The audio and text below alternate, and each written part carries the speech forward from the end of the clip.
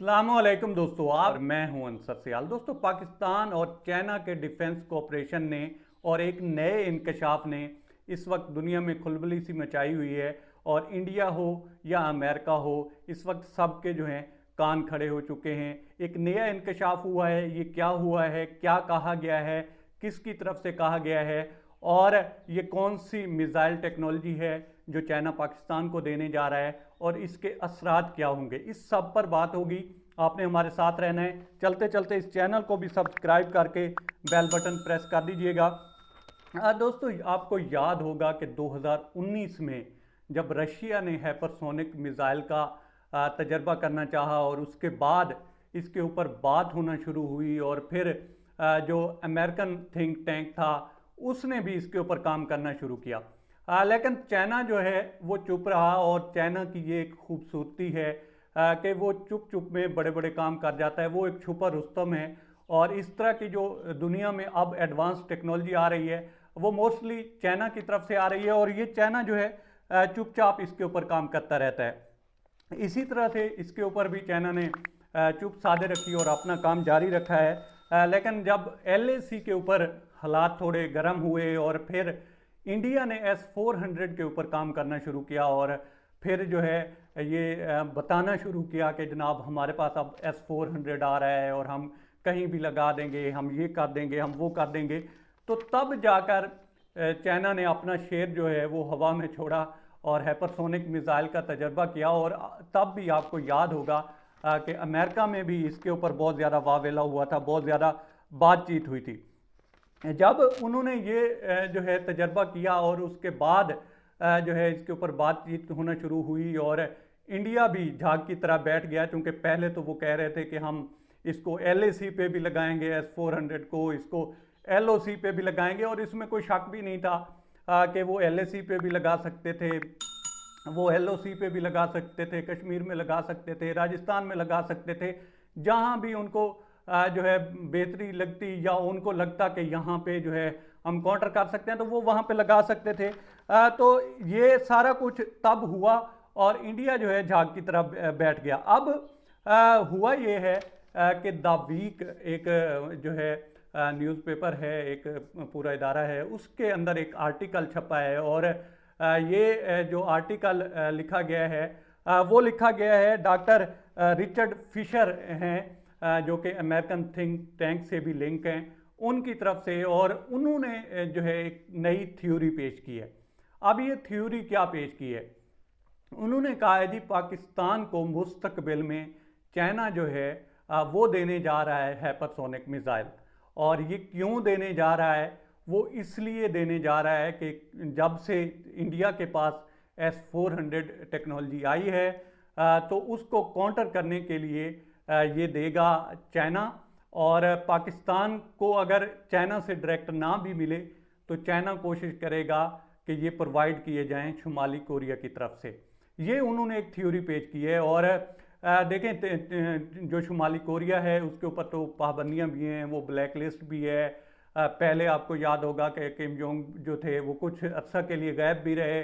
कहा यह जाता है कि उसकी हार्ट सर्जरी हुई, और वो डॉक्टर्स भी जो हैं वो गए थे चाइना की तरफ से, और कहा यही जाता है कि उसको जो बैक हैंड आशीर्वाद हासिल है वो चाइना की तरफ से है। तो इन्होंने कहा जी कि अगर इधर से ना भी हुआ तो ये जो है दिलवाएगा चाइना नॉर्थ कोरिया की तरफ से। अब इसको क्यों इतना ख़तरनाक माना जा रहा है? वो इसलिए दोस्तों कि ये इतना ख़तरनाक और डेंजरस किस्म का मिसाइल है कि इसकी एक तो स्पीड जो है वो कहा यह जाता है कि आवाज़ से भी 5 से 10 गुना ज़्यादा है, और ये दुनिया का कहीं भी चक्कर लगा सकता है, और दुनिया में इसका जो है कहीं भी कोई भी जगह इसका टारगेट हो सकती है, फ़िज़ा में भी ये मुअल्लिक रह सकता है। तो इसके बारे में ये कहा जाता है कि ये इतना ख़तरनाक है।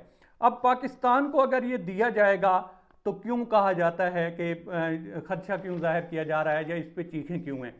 देखें, एक दौर में इसको ट्रिगर ऑफ वार भी कहा जाने लगा कि ये इतना ख़तरनाक है कि ये कहीं भी टारगेट कर सकता है, तो इसको ट्रिगर ऑफ वार इसीलिए भी कहा गया। लेकिन अब जो है ये इसलिए कहा जा रहा है कि जनाब पाकिस्तान की जो रेंज है वो बढ़ जाएगी। दुनिया में जो है कहीं भी पाकिस्तान भी अगर पाकिस्तान को मिल जाता है बकौल रिचर्ड फिशर के, तो फिर वो कहीं भी टारगेट कर सकता है। अब इसकी जो रेंज है दोस्तों वो दुनिया में कहीं भी है, और इसमें जो है दुनिया का कोई भी कोना आ सकता है, उसमें इसराइल भी आ सकता है, उसमें कोई भी कंट्री आ सकता है। तो इसलिए जो ममालिक हैं या बड़ी ताकतें हैं जो कि पहले रोकती रही हैं कि आप जो है चाइना वाले धड़े पे ना जाएं, आप चाइना वाली साइड पे ना जाएं, उस ब्लॉक से आप निकलें, कोशिश भी की जाती रही, दबाव भी बढ़ाया जाता रहा, मैसेजेस भी आते रहे, लेकिन पाकिस्तान जो है वो इस पे डटा रहा है और उसने हमेशा चाइना की साइड ली है। और चाइना के ब्लॉक में चाहते हुए या ना चाहते हुए भी पाकिस्तान उन्हीं के साथ है, क्योंकि चाइना देखें आयरन ब्रदर कहलाता है और हमेशा जो है पाकिस्तान की उसने मुश्किल वक्त में जो है मदद की है। मैंने देखा है कि ऐसे ऐसे दोस्त पाकिस्तान के कि जिनके ऊपर पाकिस्तान बहुत ज़्यादा डिपेंडेबल था, लेकिन उन्होंने भी जब पाकिस्तान को किसी न किसी तरह से ब्लैकमेल करने की कोशिश की तब भी जो है चाइना आ गया है और चाइना ने पाकिस्तान का साथ दिया है। तो अब जो है इसीलिए पाकिस्तान चाइना के साथ खड़ा रहा है, और अब कोशिश पहले भी यही होती रही है, अब भी यही हो रही है कि इसके ऊपर एडवांस में वावेला किया जाए और कोशिश की जाए कि चाइना ये पाकिस्तान को ना दे। क्योंकि देखें पाकिस्तान जो है वो इस्लामी दुनिया की वाहिद सुपर पावर है जो कि एटमी हथियार रखती है और इस्लामी दुनिया की सुपर पावर भी कहलाती है।